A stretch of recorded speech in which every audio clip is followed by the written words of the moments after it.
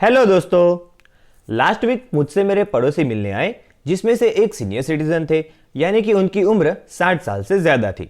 दूसरे थे 55 ईयर्स के, जो हाल ही में वीआरएस लेकर रिटायर हुए हैं। और तीसरे थे फौजी, जो कि डिफेंस सर्विस में से रिटायर हुए हैं। उन तीनों ने मुझसे एक बात कही जिसने मुझे सोचने पर मजबूर कर दिया। उन्होंने मुझसे कहा कि एक मिडिल क्लास आदमी बड़ी सूझबूझ, परिश्रम और कठिनाइयों से अपने रिटायरमेंट के बाद के जीवन के लिए एक रकम जुटा कर रखता है, पर आजकल बहुत कम रिटर्न मिलता है।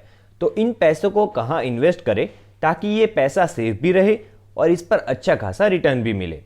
तो चलिए जानते हैं ऐसी स्कीम के बारे में जिसमें इन्वेस्ट करने से सीनियर सिटीजन को अच्छा खासा रिटर्न भी मिलेगा और पैसा भी 100% सेफ रहेगा। अगर आप सीनियर सिटीजन नहीं है पर आपके घर में या जान पहचान में कोई सीनियर सिटीजन है तो भी आपके लिए यह वीडियो यूजफुल हो सकता है।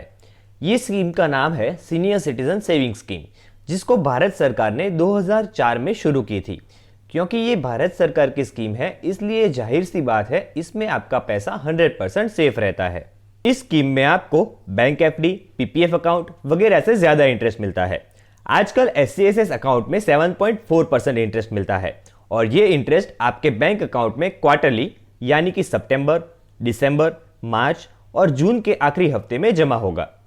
इस स्कीम में मैक्सिमम 15 लाख तक का निवेश किया जा सकता है और मिनिमम इन्वेस्टमेंट की बात करें तो वो सिर्फ 1000 रुपया है। क्योंकि देखा जाता है कि सीनियर सिटीजन्स को रिटायरमेंट के बाद ज़्यादा अर्निंग नहीं होती और उनके पास लिमिटेड अर्निंग होती है, इसीलिए सीनियर सिटीजन सेविंग स्कीम को बनाया गया है ताकि उनको रेगुलर इनकम मिलती रहे। अगर आप इस स्कीम में 15 लाख रुपये निवेश करते हो तो आपको 27,750 रुपये की रेगुलर इनकम हर 3 महीने में मिलती रहेगी और इसमें आपको सेक्शन 80C के अंदर 1.5 लाख का टैक्स बेनिफिट भी मिलेगा।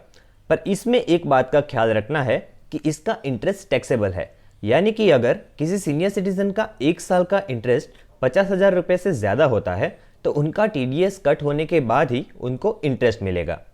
तो इस केस में अगर आपका टीडीएस कट हो जाता है और आपकी नेट इनकम टैक्सेबल नहीं है तो आप इनकम टैक्स रिटर्न भर के रिफंड ले सकते हो, या फिर हर साल आप 15H फॉर्म भी जमा कर सकते हो ताकि आपका टीडीएस ना कटे।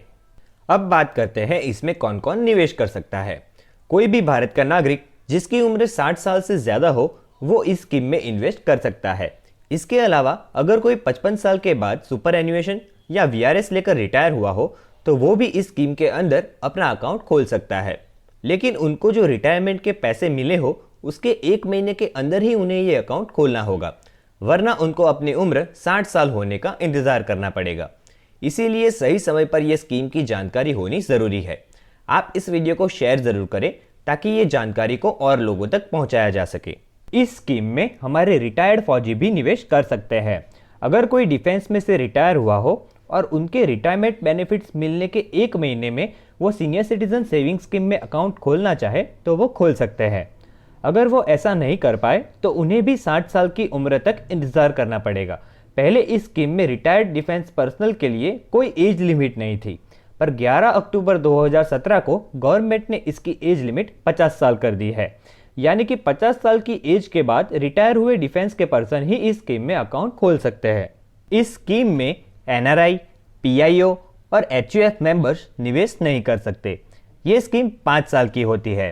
5 साल पूरे होने के बाद आप इस स्कीम को 3 साल के लिए एक्सटेंड भी कर सकते हैं, जिसके लिए आपको सिर्फ एक फॉर्म भर के देना होता है।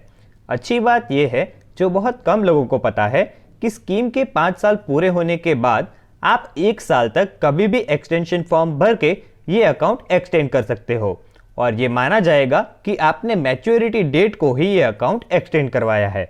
फॉर एग्जांपल, अगर आपने 19/9/2020 को अपना अकाउंट खुलवाया हो तो मैच्योरिटी डेट होगी 19/9/2025 और अगर आप उसके 1 साल तक कभी भी एक्सटेंशन फॉर्म भरोगे तो आपका एससीएसएस अकाउंट 19/9/2025 से 3 साल तक एक्सटेंड किया जाएगा और नई मैच्योरिटी डेट होगी 19/9/2028। अब बात करते हैं प्री मैच्योर विड्रॉल के बारे में, यानी कि अगर आपको 5 साल से पहले पैसे की ज़रूरत हो तो क्या आप इसमें से पैसे निकाल सकते हो। तो ध्यान से सुनना दोस्तों, अगर आप अकाउंट ओपन होने के 1 साल के अंदर अकाउंट क्लोज करोगे तो आपको कोई भी इंटरेस्ट नहीं मिलेगा। अब कुछ लोग कहेंगे इंटरेस्ट तो हर 3 महीने में मिलता है, तो अगर 11 महीने बाद अकाउंट क्लोज करेंगे तो इंटरेस्ट तो मिल ही गया होगा। पर जब भी 1 साल पहले अकाउंट क्लोज करोगे तो आपके इन्वेस्टेड अमाउंट में से इंटरेस्ट अमाउंट काट के बाकी का अमाउंट आपको वापस दिया जाएगा। अगर आप 1 साल के बाद और 2 साल से पहले ये अकाउंट क्लोज करना चाहो तो आपको आपकी डिपॉजिट का 1.5% पेनल्टी देना होगा, और अगर आप 2 साल के बाद और 5 साल से पहले ये अकाउंट क्लोज करोगे तो आपकी डिपॉजिट का 1% पेनल्टी देना होगा। हाँ, अगर आपने ये स्कीम 5 साल के बाद 3 साल के लिए एक्सटेंड की हो तो एक्सटेंशन की डेट के 1 साल बाद कभी भी इस अकाउंट को क्लोज कर सकते हो, जिसमें आपको कोई पेनल्टी नहीं लगेगी। और एक ज़रूरी बात, आप इस स्कीम को एज अ प्लेज रखकर कोई लोन नहीं ले सकते। सीनियर सिटीजन सेविंग स्कीम को आप जॉइंट होल्डर के साथ भी खोल सकते हैं, लेकिन जॉइंट होल्डर सिर्फ आपके स्पाउस होने चाहिए, यानी कि इस स्कीम में सिर्फ पति और पत्नी ही जॉइंट अकाउंट खोल सकते हैं। SCSS स्कीम में पति और पत्नी दोनों के नाम पर अलग अलग 15 लाख का निवेश किया जा सकता है, अगर स्कीम की बाकी कंडीशंस पूरी हो। इस स्कीम की और एक अच्छी बात यह है दोस्तों कि इस अकाउंट को एक बैंक से दूसरे बैंक में या पोस्ट ऑफिस से बैंक में ट्रांसफ़र भी किया जा सकता है।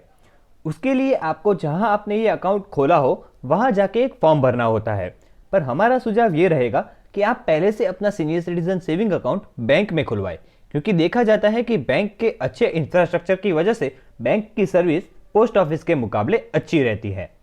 आप इनमें से किसी भी बैंक में जाकर अपना senior citizen saving scheme account खोल सकते हो, जिसके लिए आपको अपने KYC डॉक्यूमेंट्स जैसे कि Aadhaar card, PAN card, voter ID, driving licence और 2 फोटोज लेकर जाना होगा।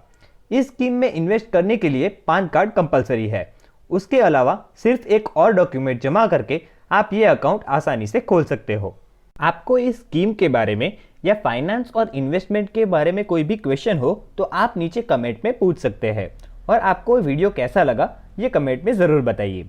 आगे हम ऐसे यूजफुल वीडियोस लाते रहेंगे। हमसे जुड़े रहने के लिए की फाइनेंस चैनल को सब्सक्राइब कर बेल नोटिफिकेशन ऑन कर दीजिए। धन्यवाद।